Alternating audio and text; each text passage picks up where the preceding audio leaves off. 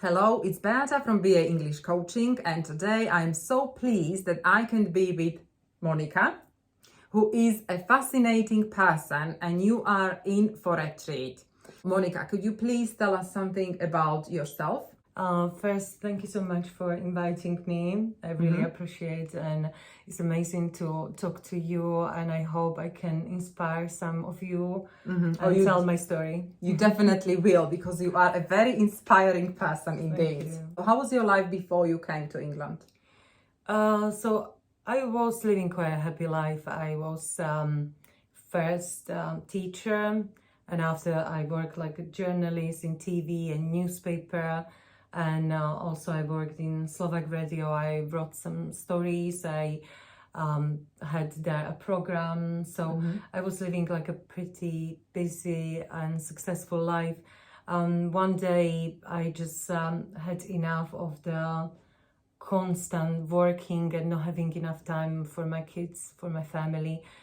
So we just left, because for me it was the divorce. I just couldn't deal with the political system in Slovakia really well, and I'm still looking at this like it's the main factor who made me to leave and don't go back. What was the biggest challenge or frustration you had to overcome when you came here?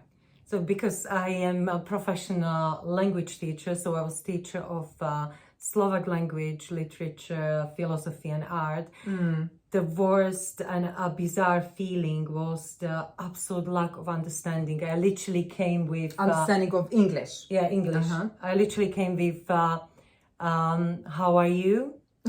That was my level of English. So I just passed my first weeks just intuitively to looking at the people's eyes and just feeling the energy if they meant something good or something bad. So, but I was lucky to meet nice people. And can you think of an anecdote that maybe you experienced?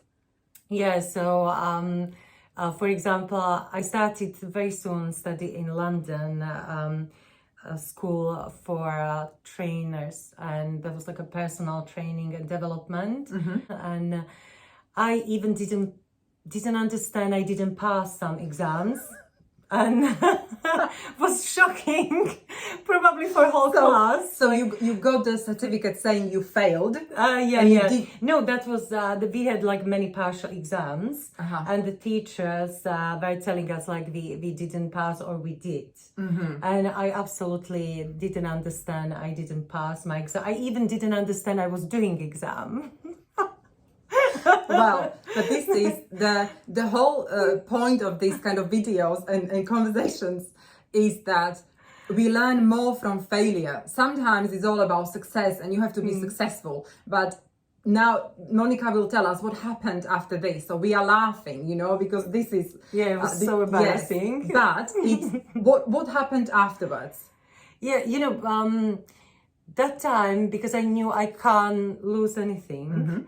So I took everything like a game. For me, it was like kind of like computer game, and I was just passing levels. And I started practically like a child when he's learning first words. And I knew like if I will take everything with humor and nicely, if I will just be open and act nicely towards the people, people will take me like I'm a genuine person, and I am not afraid to fail, because I was failure anyway. I came and I was more brave than any time before. And I just felt this like I can't lose anything, because I didn't have anything.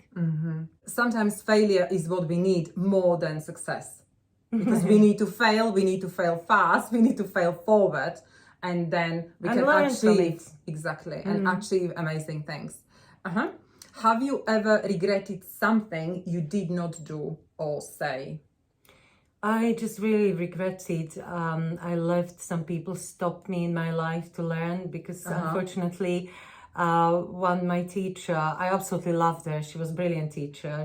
She taught me on a medical school Latin language and English, and she said I have no talent for English, and I just stopped. Like for me was the moment when I just believed I have no talent for English, and I've never learned after. I learned Latin, French, Russian, Czech language, and I just regret I left someone to put me off. I have no talent. Here, all I can say is if people, well, or teachers tell you that you can't do it, don't believe them. Exactly. Just don't believe Even them. we both are, or I was teacher 5 years at the college, and I now definitely would regret if I would say something bad. I hopefully didn't, but if I did, I like feel so sorry if I've done something like that. Yes, because sometimes what they say, it has such a damaging effect on people. Thank you, Monika. What are the highlights of your life in the UK so far? So UK is like a very fair country. Like if you do something, you will definitely succeed if you mean that with your integrity and open mind. So the best and the most highlighting places in my life is this, like I've never left anything like school or college. I finished all my courses, and I think that was the success, because I tried to pursue me and people around me like I worth it. It's maybe not good way, but I thought like with more learning and more understanding, I will find a way to the people. And the best was like people are extremely kind. I don't think for example, in Slovakia, if you are coming like a foreigner, they give you that much place to express yourself, to find a place where people take you in a community, understand you, give you the friendships and love. Yeah, I can totally agree here. So kindness is always the way. It's always the way. You came here with zero English. Now you've achieved this amazing qualification. You have become a nutritionist. You've got a thriving fitness business. You have a jumping business. So is there such a thing as perfect English? Maybe? Perfect job, perfect life?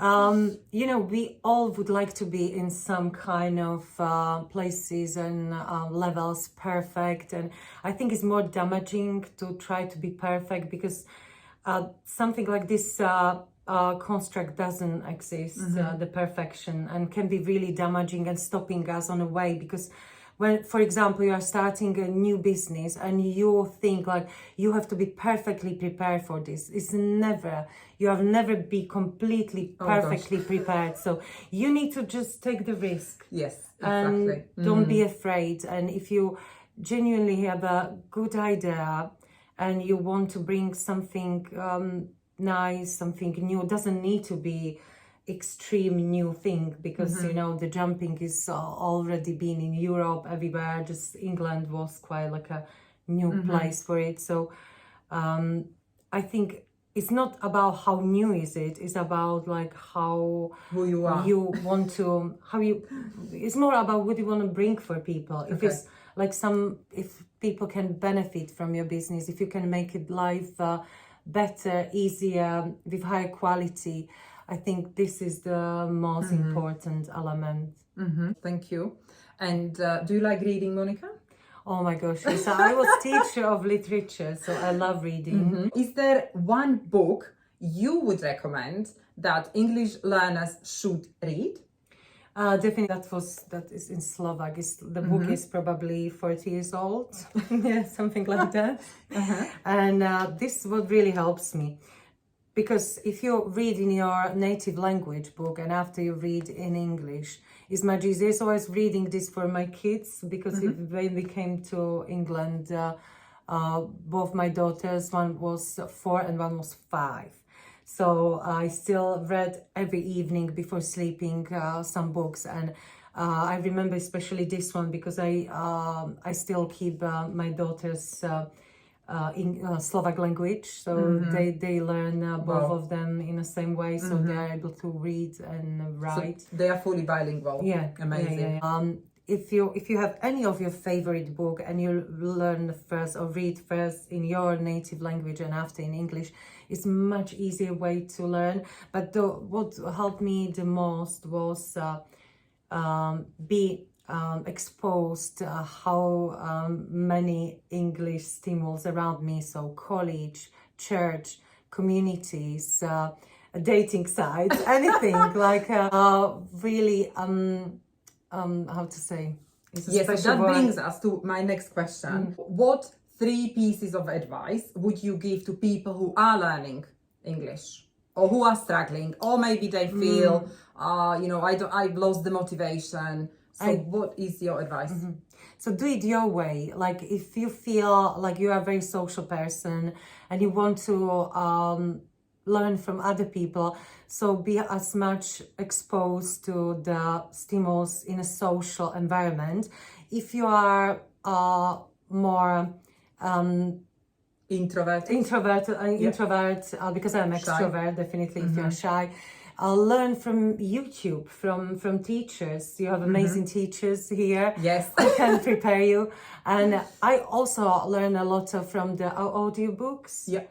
And I prefer, like, if I have a book, to also read and listen to the text. Thank you so much. So Monika is definitely a proof that you can come to England, and in 6 years, has it been 6 years? You've been in 6 years, but the most important was like this, like I studied first in London, and after I studied 3 years of the nutrition. I think this helps me the most, like to establish my business and also like my personal education, and be able to feel like I am alive again, and I can understand finally even people talking, because it was so bizarre when I came. I absolutely didn't understand, for example, in a restaurant or in a cafe, like for me it was like feeling like in a bizarre absurd drama or in a bizarre environment, to not be able to understand anyone and anything.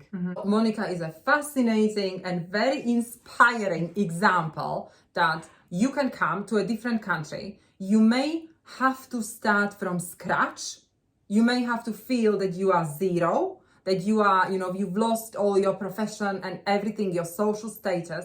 And still, if you are patient, if you don't give up, if you are consistent, if you believe in yourself, if you don't believe that what the teacher tells you, you can still be successful. You can still achieve a lot. Monika, thank you so much for this very inspiring interview, for your time. And so I wish you all the best in your professional life, but also in your private life. Thank you so much. Thank you so much for having me. And I wish you all the best, and never be afraid to try new things. Thank you. Bye. Bye.